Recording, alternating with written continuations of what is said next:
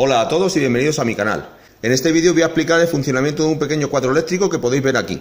Dentro de las conexiones eléctricas, imagino que todos sabréis que este cable verde-amarillo es el tierra, el azul es el neutro, el que lleva 0 voltios, y el marrón, negro o gris es la fase, que es el que lleva los 230 voltios. En este caso esta conexión es una conexión monofásica. En conexiones trifásicas, pues en vez de haber 1, 2 cables y tierra, pues hay 3 fases y el neutro 4, más la tierra 5 cables. Es un cuadro eléctrico que tengo de prueba, en el que tengo la primera parte un ICP, que como sabéis es el limitador de la compañía, en este caso es de 16 amperios, con lo cual estaremos hablando de unos 3.400 vatios aproximadamente. En el caso de que en la vivienda se consuma más de la potencia que tenemos contratada en la compañía, pues este ICP se desconectará. Hasta hace no mucho tiempo ha sido obligatorio en todas las casas, pero ahora, con la instalación de los nuevos contadores digitales, este elemento ya está incluido dentro del contador, con lo cual ya no es obligatorio. Y además, hay muchas veces que salta este ICP antes que el propio contador, con lo cual en las viviendas en las que lo tenéis puesto, si sabéis que tenéis contador digital, lo podéis eliminar de la instalación y así es posible que obtengáis mayor potencia, porque normalmente el contador digital salta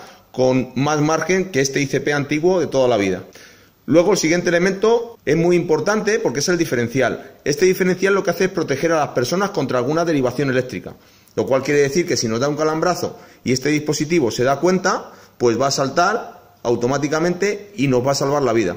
Tiene un botón de test, que ahora veremos cómo funciona, que sirve para verificar que internamente está funcionando de manera correcta, porque hay veces que estos aparatos se degradan con el tiempo y dejan de funcionar. Pues con esto podremos comprobar su funcionamiento. También tiene función de magnetotérmico, aunque normalmente este dispositivo debe tener mayor potencia que el resto de elementos para que solo salte en caso de derivación y no por exceso de consumo.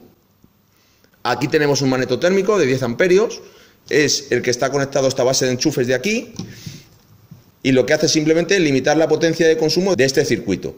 En el caso de que conectemos algo de más de 2.300 vatios, potencia que correspondería con los 10 amperios, pues este dispositivo automáticamente va a saltar. No protege a las personas, sino que protege a los cableados de la instalación y a los dispositivos que conectemos a ellos. Sin embargo, recordad que el diferencial, lo más importante es que protege a las personas.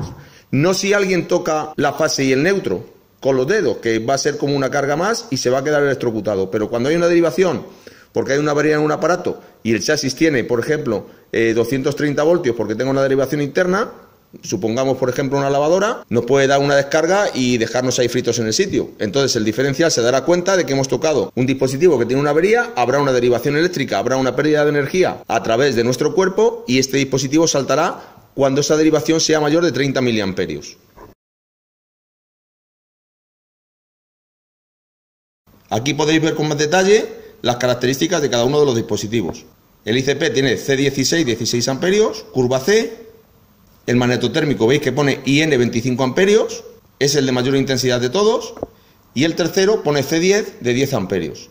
Y si os fijamos aquí, pone 0,03 amperios. Esa es la corriente diferencial por el cual saltará nuestro diferencial. Es decir, que cuando por nuestro cuerpo se deriven más de 30 miliamperios, pues este aparatito saltará automáticamente.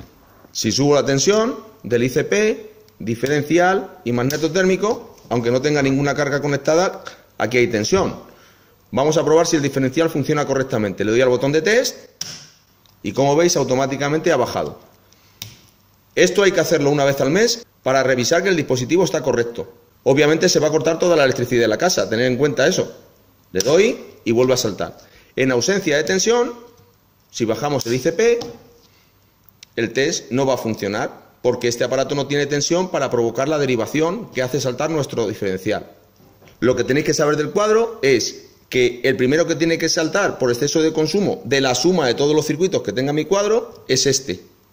Este es el que nos va a indicar que nos estamos pasando de la potencia de la compañía.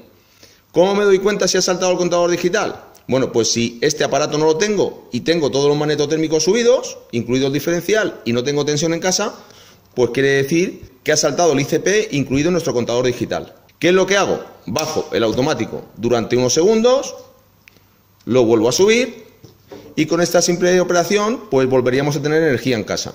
¿Qué es lo que pasa si tengo una derivación o un exceso de consumo? Pues os voy a explicar la diferencia. Como veis, todos mis automáticos están subidos, tengo aquí un cable y voy a empezar a hacer puentes. Voy a producir una derivación con neutro. En la salida del diferencial, cojo el neutro, toco con la toma de tierra Y como veis, se ha saltado el diferencial. Esto ha sido una derivación que he provocado de neutro con tierra. Aunque el neutro no tiene voltaje, con que tenga un voltio o dos de diferencia con la tierra ya es suficiente como para hacer saltar mi magnetotérmico. Como veis, ni el ICP ni el magnetotérmico han saltado. Como veis, no ha saltado ningún chispazo ni nada. ¿Qué pasa si hago la misma operación pero entre tierra y fase? Si toco aquí y toco la fase, se ha quedado pegado incluso el cable. Habéis visto el chispazo que se ha producido.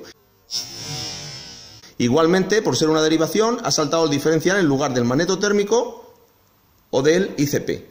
Daros cuenta que este es de 16 amperios y este de 25. Por consumo debería haber saltado este. Para que veáis que no es porque lo hago en el diferencial, voy a hacerlo en el magnetotérmico. Neutro y tierra. Vuelvo a saltar el diferencial. Repetimos la operación con respecto a la fase. Veis que salta el mismo diferencial.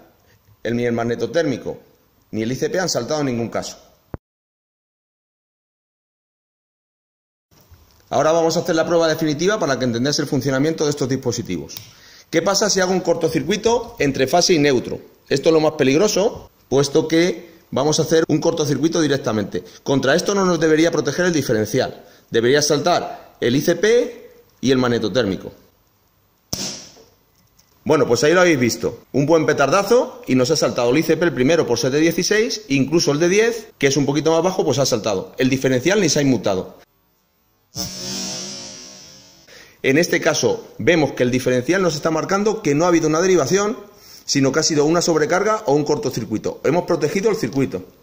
Vamos a hacer un pequeño cálculo aquí, suponiendo que el diferencial salta con 30 miliamperios, es decir, 0,03 amperios.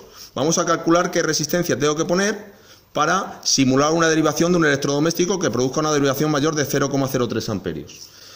Como sabéis, la resistencia es igual a la tensión partido de la intensidad. Tensión en casa, 230 voltios, partido de la intensidad, 0,03 amperios. Esto nos da 7.666 ohmios. La resistencia que va a producir una intensidad mayor de 30 miliamperios ha de ser este valor o inferior. El valor comercial que podemos encontrar es de 6.800 ohmios.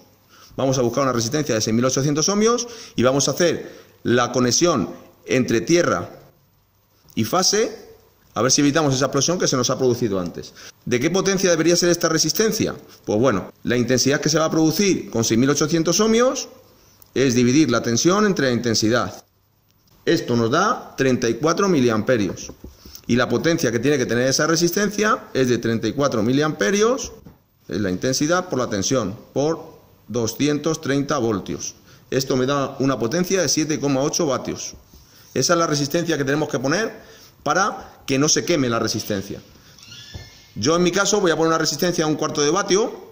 Como el diferencial va a tardar muy poquito en saltar, espero que la resistencia no se queme. Pero bueno, al fin y al cabo es una resistencia y no pasa nada que se queme. ¿Cuánto tiempo tarda en saltar el diferencial? Pues mirando características por internet, si son 30 miliamperios la derivación, que es la intensidad nominal del diferencial, pues va a tardar unos 200 milisegundos. Veis que es un tiempo muy pequeño. Si la intensidad es 2 veces la intensidad nominal del diferencial, es decir, 60 miliamperios, va a tardar 100 milisegundos. Y si es 10 veces la intensidad del diferencial, es decir, 300 miliamperios, va a tardar tan solo 30 milisegundos. Es decir, que cuanto mayor sea la intensidad de derivación, más rápido va a saltar nuestro diferencial y nos va a proteger más rápido. Tenemos todos nuestros automáticos subidos, cojo fase, cuidado al tocar esto, toco con la resistencia en tierra, le doy a la fase. Habéis visto que no ha saltado ningún chispazo y nos ha saltado el diferencial. Se ha producido una derivación, como se podría haber producido en una lavadora, y ningún chispazo ni nada, y simplemente ha saltado el diferencial.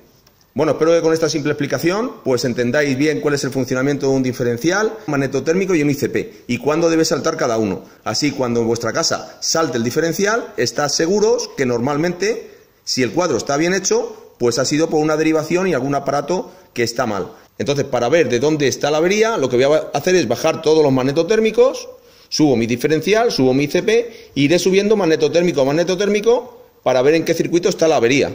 Y a partir de ahí, pues ya tendréis que ser vosotros, desenchufando aparatos de ese circuito, el que determinéis qué aparato está estropeado. Bueno, espero que el vídeo os haya gustado. Si es así, darle a me gusta, dejad vuestros comentarios y no olvidéis suscribiros al canal y darle a la campanita para que YouTube os avise cuando subo nuevos vídeos.